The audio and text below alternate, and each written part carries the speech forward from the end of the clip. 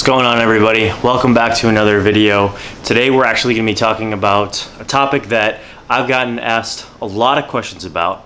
That's simply, hey, how do I know how many calories I'm supposed to be taking in?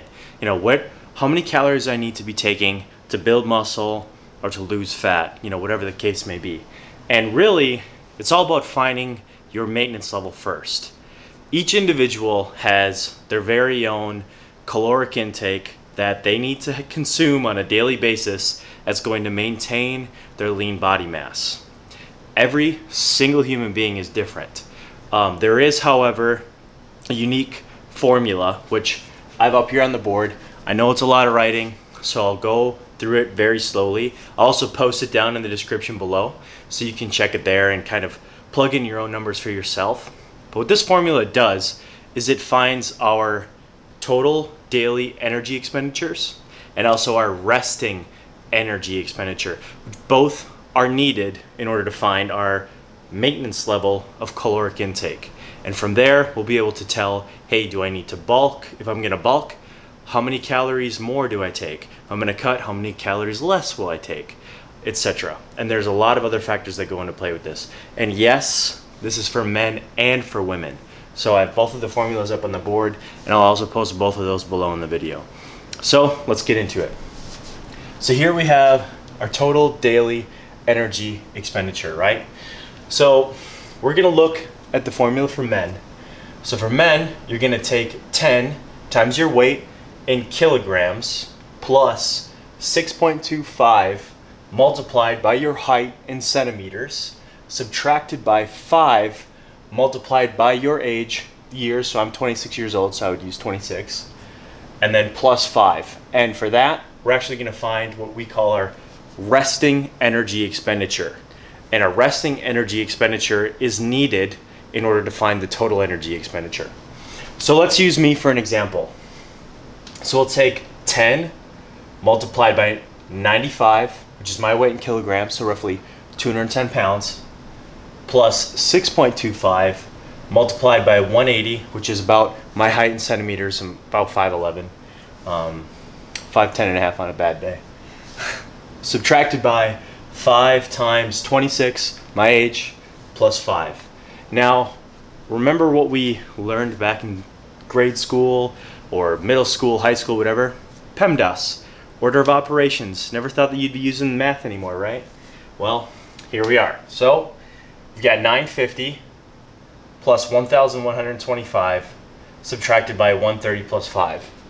So what we get there is we get 1940. So now we have what we call our resting energy expenditure. So from there, in order to find our total, we're going to determine, are we looking at a sedentary caloric expenditure state throughout the day, light, moderate, or very active. So for me, most of the time I'm very active. So I'm training really rigorously in the gym itself, maybe some light cardio here and there. So I'm burning about 650 to 800 calories.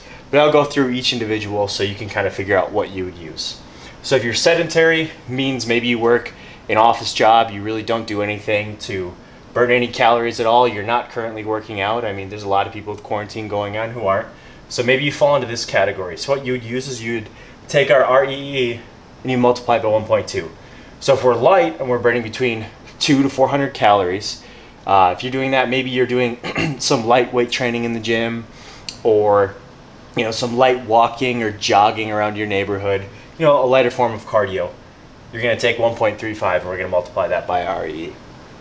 Moderate, which at times I'm actually moderate myself, 400 to 650 calories. Maybe you're in the gym, you work out pretty rigorously,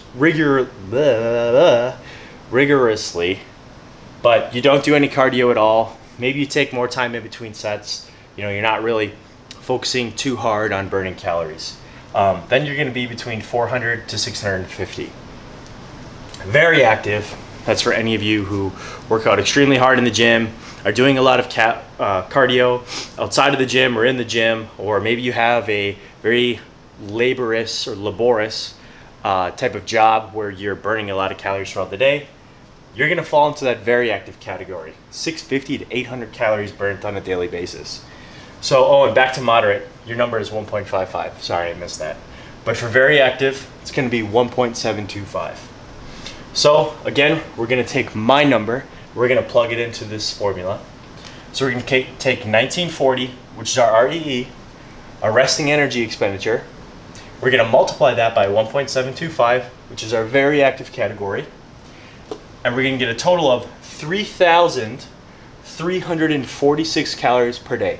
So what does that mean, okay? So now we have our calories, right? What does this mean?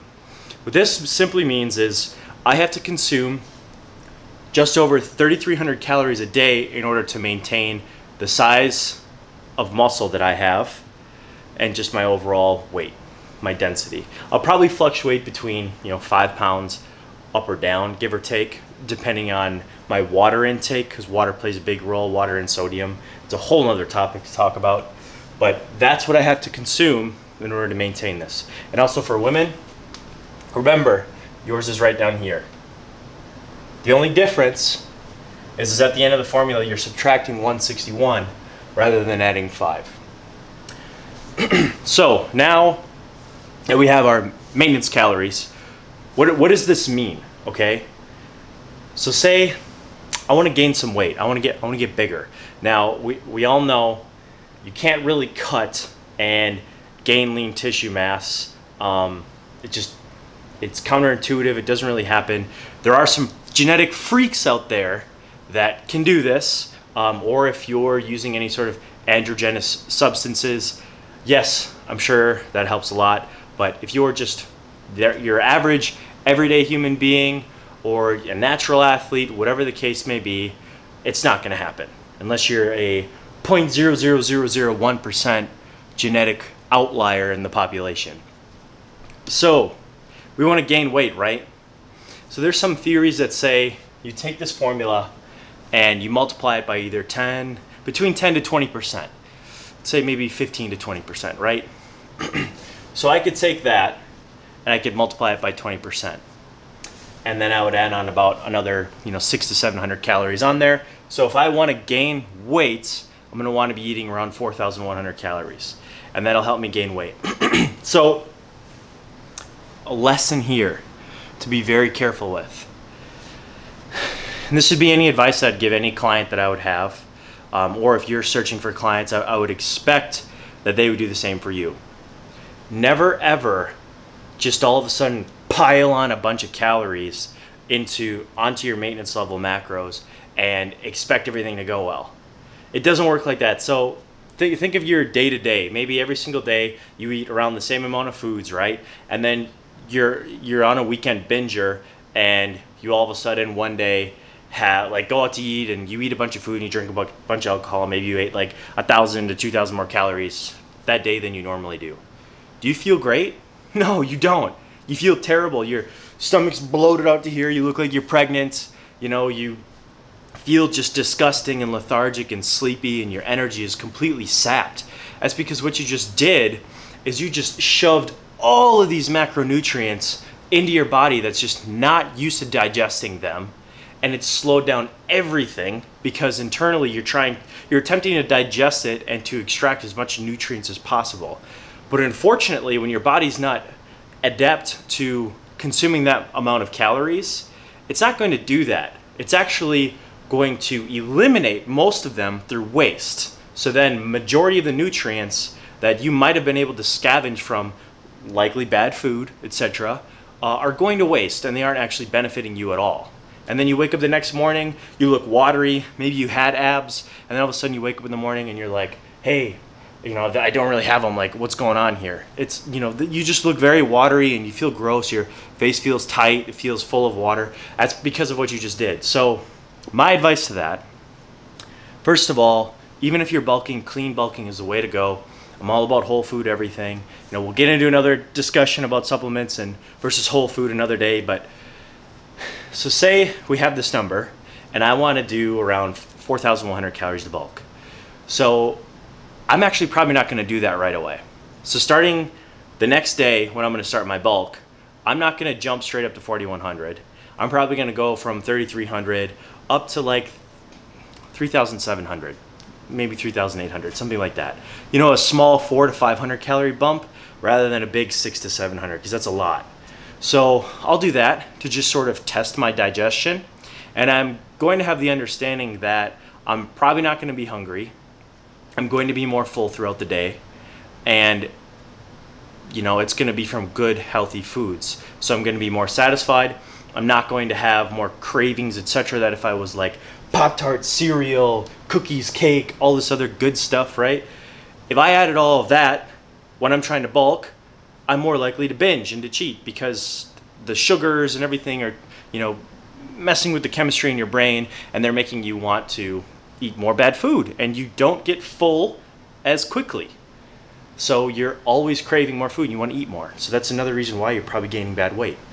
So with this bulk, I would do that, and then I would gauge my digestion. How is my gut feeling, right? And then from there, I would gradually increase the calories. So I'd go from maybe 3,700 to the next week, maybe to 3,850, and then 4,000, you know, 2 weeks from that, you know, just really gauge it. And that's how I would do a bulk.